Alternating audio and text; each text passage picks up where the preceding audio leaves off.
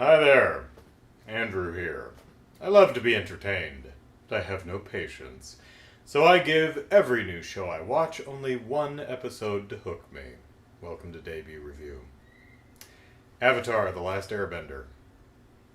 I hear it's good, so I'm gonna watch the first episode and see what I think.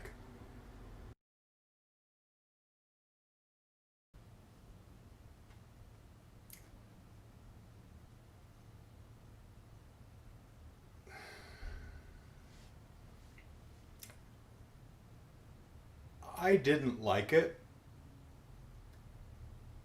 at all. Um, I found it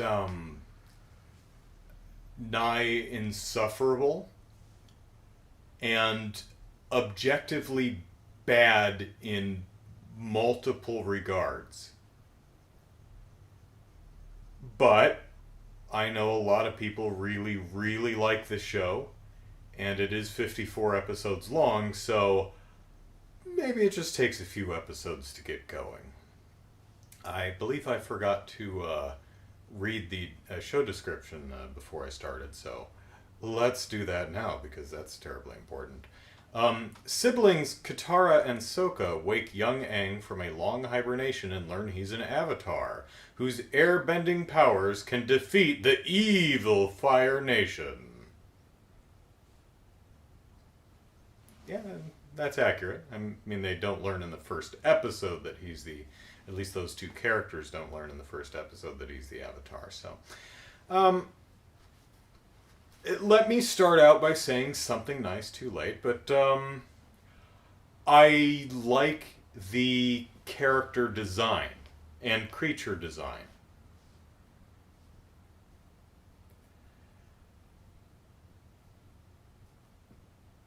No problems there.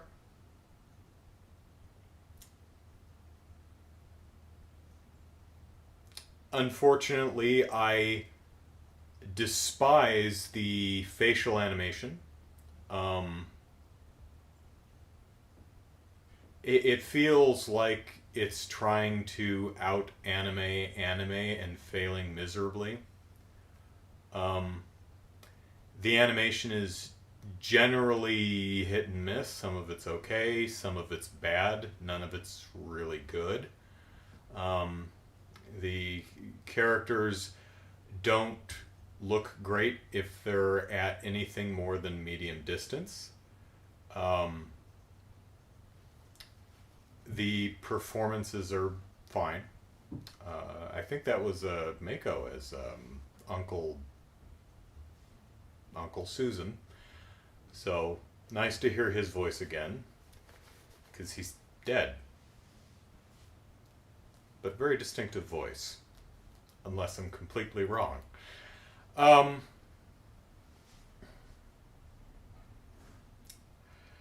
the music is terrible.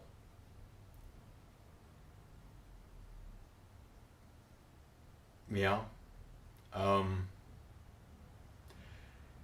the first episode takes place in the South Pole, where there's a lot of snow, and it almost never actually looks like snow. It's very poorly drawn and rendered. And it gets worse throughout the episode to the point where I thought Aang and Katara may have just gone to a sandy beach somewhere. And then I realized, oh, no, that's supposed to be snow. Okay. Okay. So, a little bit of backstory and lore. In the world, there are four elements: water, fire, earth, and wind. And people have the ability to bend the elements to their will, but seemingly only one. And so they've divided into their own cliques. You have the Fire Nation, you have the Water Peoples, and the Air Nomads, and the Earth Peoples. Because that's always a healthy thing to do. And but it's okay because there is the Avatar, who's a dude who can bend all of the elements, and that somehow keeps them all from killing each other. Well, he buggers off one day, and the Fire Nation says, "This is the moment! This is the day! This is the moment when we're gonna kill everybody!" And so they decide to take over the world. Because I guess they just don't have enough space. Or they don't like the water people's jokes. I don't know. So, my initial thought was, how are the water benders not just wiping the floor with the firebenders?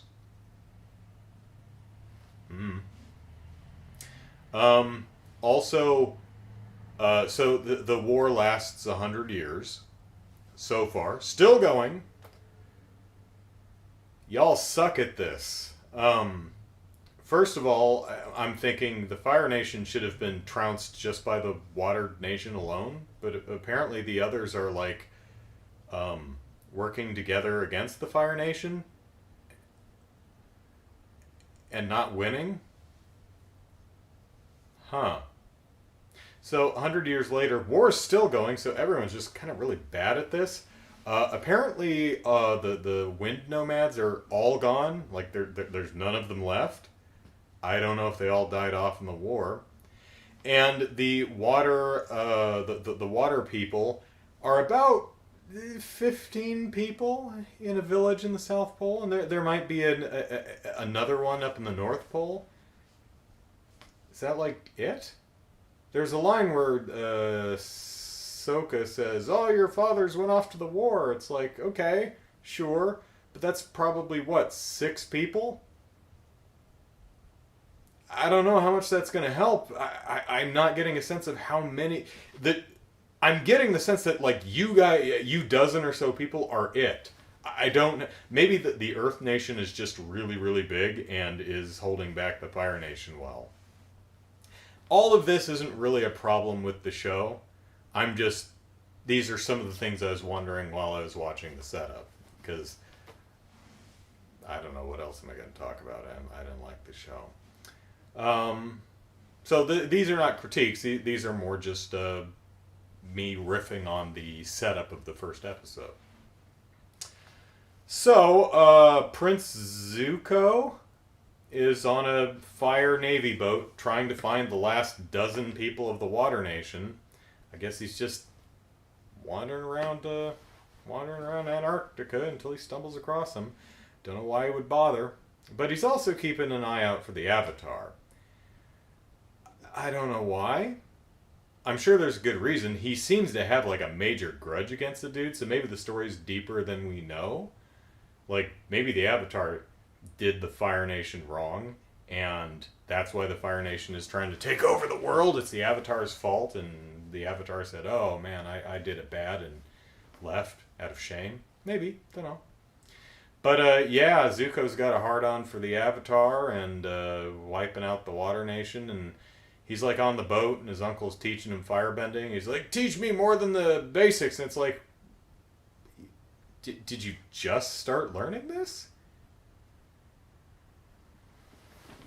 Like, I don't know the geography of the world, but I'd imagine, like, you would have... The war's been going on for 100 years. You're, I don't know, 16 to 20, somewhere around there?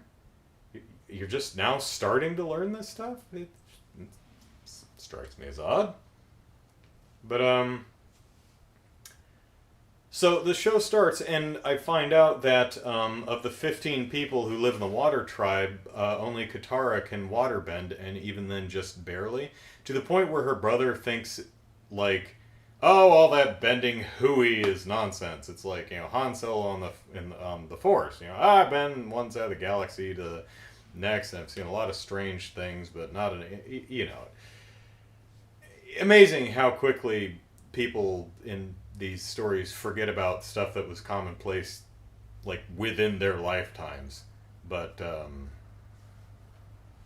'tis the case for Star Wars, and it seems like it might be the case for this, too. But she can waterbend a little bit, and they find Aang, who can airbend, and I'm guessing he's the Avatar, so he can probably bend other stuff, too.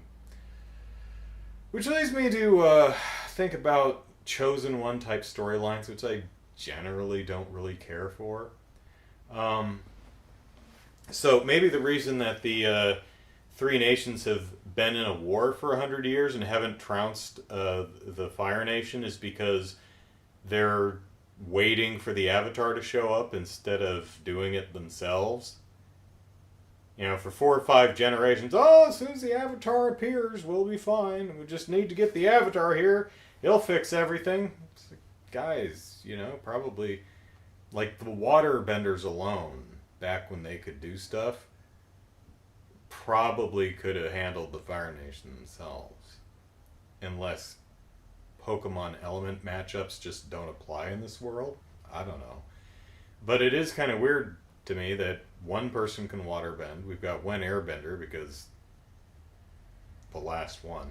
No idea how many people can earthbend, but seems like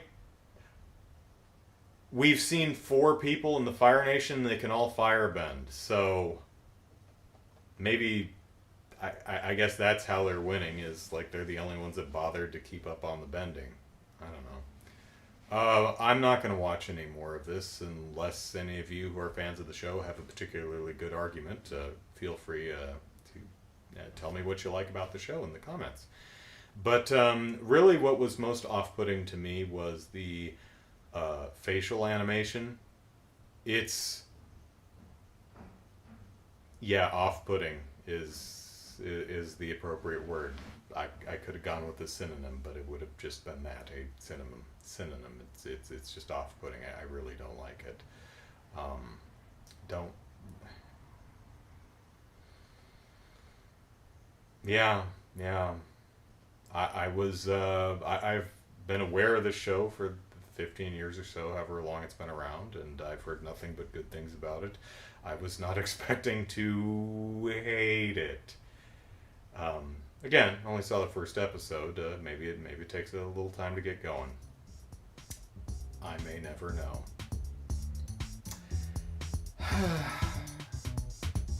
I don't know. Maybe Korra's on Netflix or something. I'll try that out. See what I think of that one. Bye.